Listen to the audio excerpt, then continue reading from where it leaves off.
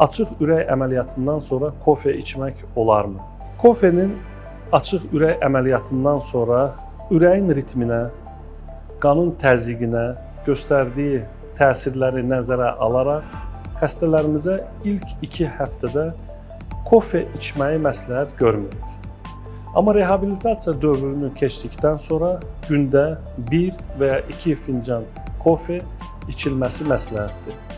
Bu ona görədir ki, kofenin antioksidant kimi müsbət təsiri vardır və ondan əlavə ürək və damarlara təsiri bir neçə elmi araşdırmalarla sübut olunub.